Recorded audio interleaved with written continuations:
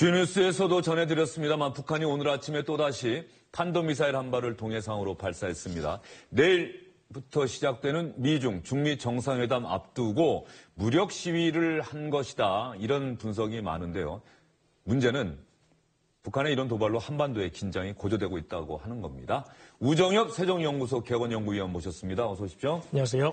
그리고 김태현 변호사, SBS의 이기성 선임기자, 문학평론가인 박철하 교수도 함께합니다. 세 분도 어서 오십시오. 국방부가 북한의 오늘 미사일 발사 관련해서 새롭게 밝힌 내용이 있습니까? 네, 한미 초기 분석 결과가 나왔다고 합니다. 오늘 발사한 미사일은 말이죠. IRBM이라고 해서 중장거리 탄도미사일 이렇게 됐고요. 그 이름은 북극성 2형이라고 하는 건데요. 지금까지 한 발이 발사됐는데 그 함경남도 신포에서 동해상으로 발사를 해서 60km 해상에 떨어졌다. 발사 시간은 6시 42분인데 동해상에서 작전 중이던 해군 이지스함하고 공군 조기 경보 레이더가 탐지를 했다. 아까 말씀드린 그 북극성 2형은 그 ICBM이라고 있죠. 대륙간 탄도미사일 제작을 위한 그 중간 단계라고 합니다. 그래서 사거리가 최대 2,000km 이상으로 일본하고 괌 공군기지가 사정권 안에 있다. 이렇게 알려져 있습니다. 예, 북한의 미사일 발사, 이것도 계속해서 국제사회는 도발 행위라고 얘기를 하고 있는데, 올해 들어서도 끊임없이 계속되고 있는 모양이죠? 그렇습니다. 지난 22일 그 강원도 원산에서 또 발사를 했는데 실패했다고 얘기를 하고 있죠. 지금 화면에 나와 있습니다만은 벌써 이번 달만 해서 지금 한 번 했고, 지난달에 2번, 2월 달에 또 한 번 하고 했는데요. 문제는 이번 달이 더 큰 문제라는 것이죠. 북한은 큰 기념일이 있을 때마다 저런 실험을 하면서 뭔가 보여주려고 하고 있는데, 아까 말씀하신 대로 미중 정상회담이 바로 내일 모레 이렇게 또 예정이 돼 있고요. 북한 최고인민회의 개최일이 또 11일이라고 합니다. 또 김일성 생일 105주년이 이제 15일이 되고요. 북한군 창건 85주년이 25일. 이럴 때마다 북한이 커다란 것을 또 터뜨리지 않을까 이런 우려가 나오고 있습니다. 우정엽 연구위원 보시기에 북한의 미사일 발사, 무력 시위다 저는 이렇게 말씀을 드렸는데 맞습니까? 크게 세 가지의 목적이 있다고 생각이 됩니다. 첫 번째는 이제 미사일을 발사하고 국제사회, 특히 미국이 도발 행위라고 강력히 비난하는 것을 북한의 국내 정치적으로 이용하고자 하는 목적이 클 것입니다. 두 번째는 미중 정상회담을 앞두고 있는 상황에서 자기들의 이 미사일 능력을 과시함으로써 앞으로 북한은 계속해서 미사일을 개발할 것이고 이것이 되돌릴 수 없을 것이다. 그렇기 때문에 미국과 중국이 그런 북한의 상태를 받아들여서 협상을 해야 한다는 신호를 보내고 싶어 할 것입니다. 세 번째는 이번에 오늘 아침에 이제 시험한 미사일은 거리가 상당히 짧게 날아갔는데요. 그것이 어떤 의도인지는 모르지만 만약에 이것이 지금 한반도에 이제 미국이 증파를 위해서 그리고 훈련을 위해서 가끔 이제 항공모함들이 들어오는데 이런 항공모함들을 겨냥한 단거리를 겨냥한 탄도미사일이든지 중국 같은 경우에는 이런 항공모함을 겨냥한 탄도미사일 실험을 계속해서 하고 있기 때문에 혹시 그 차원은 아닌지도 한번 검토해 봐야 될 것 같습니다. 예, 북한이 이렇게 미국의 대통령과 다른 나라 정상이 만나는 이런 시기를 겨냥해서 미사일을 발사한다는 이런 도발 행위라는 게 처음은 아닙니다. 지난 2월에는 일본의 아베 총리와 미국의 트럼프 대통령이 만났을 때 두 사람이 골프를 즐기며 한가로운 시간을 보내던 중에 이 북한의 허를 찔리기도 했습니다. 그래서 두 정상 급하게 공동기자회견 열고 북한을 강하게 비판하기도 했었죠. Defending against the North Korean missile and nuclear threat, both of which I consider a very, very high priority. 国連決議を完全に遵守すべきです。 The United States of America stands behind Japan, its great ally, 100%. Thank you. 저 당시 상황도 저렇게 참고하시라고 보여드렸고요. 북한이 6차 핵실험 또는 대륙간 탄도미사일 발사, 미중 정상회담 결과에 따라서 또 이런 도발 행위를 할 수도 있지 않겠느냐 이런 전망도 있던데 어떻게 보십니까? 지금 북한으로서는 계속해서 그 본인들의 그 핵 능력, 그 다음에 미사일 발사 능력을 과시하려고 할 것입니다. 그 이유는 아까 말씀드린 것과 마찬가지로 본인들의 능력을 인정한 상태에서, 다시 말해서 핵 국가로서의 지위를 인정한 상태에서 협상을 하자고 하는 그 신호를 계속해서 보내기 위함입니다. 그렇기 때문에 앞으로 자기네들의 기술의 자신감에 따라서 미국 및 그 세계에 보내기 위한 신호로서 이러한 실험, 그리고 우리가 볼 때는 이제 강력한 도발 행위인데요. 계속해서 될 것으로 생각이 됩니다. 그런데 사실 이런 얘기를 저희가 나누다 보면 좀 답답함 같은 게 있어요. 북한은 계속해서 미사일도 쏘고 핵실험도 하고 그러면 우리 정부나 국제사회 유엔 안보리는 강력하게 규탄한다라고 하고 그런데 북한은 또 변함없이 계속해서 같은 얘기를 반복하고 이런 사이클이 무한정 반복되는 게 아닌가 하는 그런 걱정이 있거든요. 그리고 더 큰 문제는 그럼으로 인해서 국제사회는 한반도에 지금 전쟁 나는 것 아니냐, 한반도에 위기 상황이 오는 것 아니냐, 그 리스크는 고스란히 우리의 몫이 되는 거고 이걸 어떻게 풀어야 하는지. 그렇기 때문에 이번에 그 미중 정상회담에 관심이 많이 모아지고 있습니다. 과연 북한의 핵 문제를 해결하기 위한 어떤 특별한 해법이 나올 수 있을 것이냐 하는데 지금 관심이 모아지고 있는데요. 이제 문제는 이번 회담에서 우리가 기대한 것만큼 어떤 수단이 그 도출될 것이냐 하는 문제인데 저는 개인적으로 생각할 때는 어려운 부분이 많이 있다고 생각이 됩니다. 이번 정상회담의 의제가 북한 핵 문제 해결만이 아니라 미중 간에 산적해 있는 여러 가지 다른 이슈들도 그 대화의 주제이기 때문에 그 주제들 간의 협상 결과에 따라서 이번에 과연 어느 정도까지 미중이 그 북한 문제에 대해서 합의에 도달할 수 있느냐. 이 부분은 이제 관심의 대상이긴 하지만 기대가 높은 만큼 실망이 클 수도 있다. 이런 생각이 듭니다. 미중 정상회담에 한반도의 운명이 달렸다. 이렇게까지 보는 시각은 지나친 건가요? 아니면 맞는 말인가요? 이번 회담만을 본다면 조금 지나친 기대일 수도 있겠습니다. 미국의 중국에 대해서 가장 큰 관심은 이 한반도 문제 해결이라기보다는 그 미국과 중국 간의 무역 역조 개선에 있습니다. 미국으로서는 지금 특히 트럼프 대통령이 그 선거 기간 내내 굉장히 강조했던 것이 중국과의 무역 욕제를 개선해서 미국의 경제를 살리겠다는 것이었습니다. 그 부분이 미국 유권자에게는 가장 강력하게 다가올 수 있는 부분이고 우리에게는 물론 북한 핵 문제가 가장 시급하지만 미국 국민들에게는 그 문제가 가장 시급하지 않을 수가 있습니다. 따라서 현재 여러 가지 국내 정치적 상황으로 위기에 몰리고 있는 트럼프 대통령으로서는 그 국민들에게 어떤 성과를 보여줘야 되는데 이번 미중 회담에 있어서 중국과의 무역 욕제를 본인이 협상을 함으로써 중국의 어떤 양보를 얻어냈다는 걸 보여주는 것이 어떻게 말하면 트럼프 대통령에게는 더 큰 이득이 될 것으로 생각이 됩니다. 우리 입장에서는 북한 문제가 주요 의제가 될 것이다라고 트럼프 대통령이 얘기했으니까는 그게 가장 큰 의제가 될 것 같은데 사실은 트럼프의 가슴 속에는 중국으로부터 내가 무엇을 얻어내서 미국민들한테 자랑할 것인가 이 계산이 더 클 수도 있다 그런 말씀이신 거죠? 네, 그렇습니다. 그게 지금 이제 여러 가지 이슈들이 테이블을 얹어놨다고는 하지만 지금 현실적으로 사용할 수 있는 것들은 중국 기업들을 압박해서 제재의 효과를 높이는 것입니다.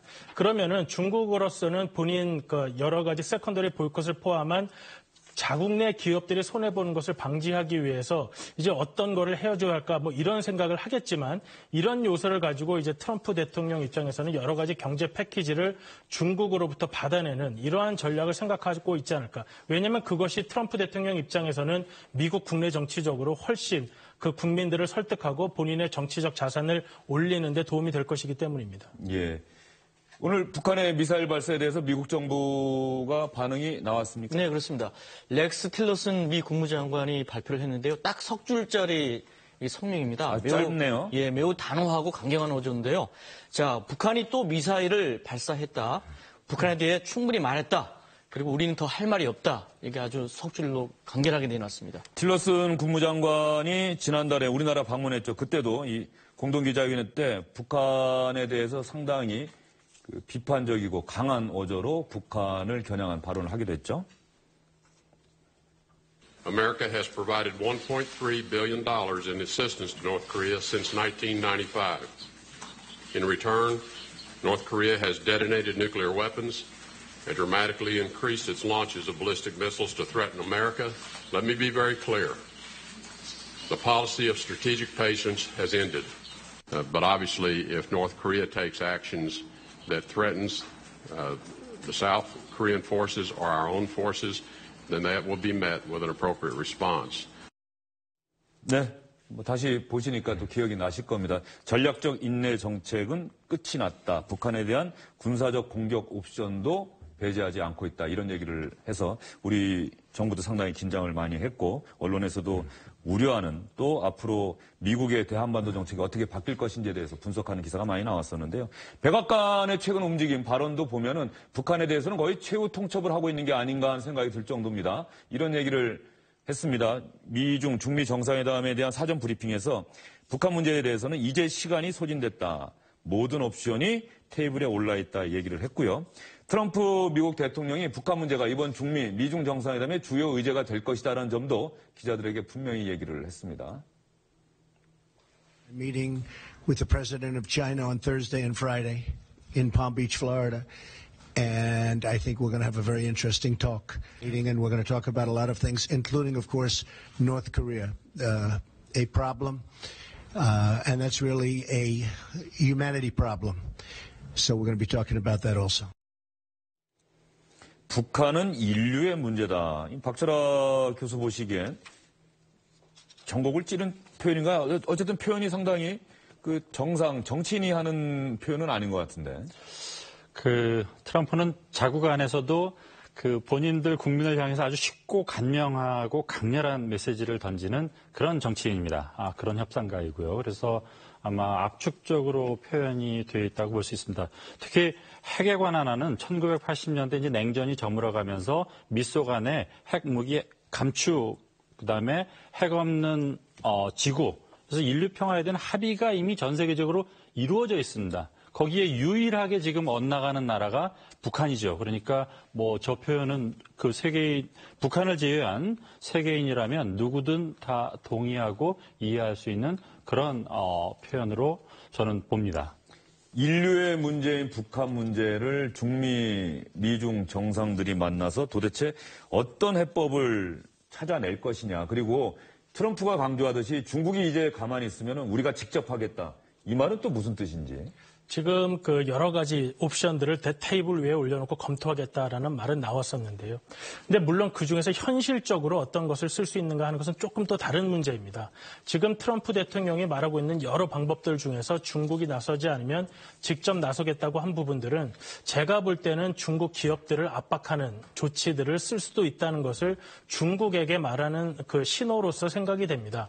북한의 경제라는 것이 물론 지금 이제 배급 시스템은 무너지고 여러 가지 시장 경제가 유지되고 있다고는 하지만 북한의 기본적인 경제는 가지고 있는 것들을 외부에 팔아서 거기서 들어오는 현금으로 인해서 나머지 경제가 유지되는 기본적인 경제 구조는 그렇습니다. 그렇기 때문에 중국 같은 국가들이 북한의 물건을 사준다거나 다른 현찰을 제공하지 않으면 북한의 경제는 심각한 타격을 받을 수밖에 없는 것이죠. 지난번부터 문제된 이제 중국 기업들이 북한을 도와주는 행위는 단순히 북한이 필요로 하는 이런 WMD에 관한 물자를 판다는 것보다도 단순한 경제 활동을 통해서도 북한의 유지를 도와주고 있는 면이 굉장히 큰 상황입니다. 그런 경우 북한을 도와주는 중국 기업들에 대해서 직접적인 제재를 미국이 가하겠다고 한다면 이것은 중국이 직접 하지 않으면 본인들이 하겠다라는 뜻은 그런 기업들까지도 미국이 직접 세컨더리 보이콧 같은 보다 강력한 제재 수단을 통해서 제재를 하겠다 이런 뜻으로 생각이 됩니다.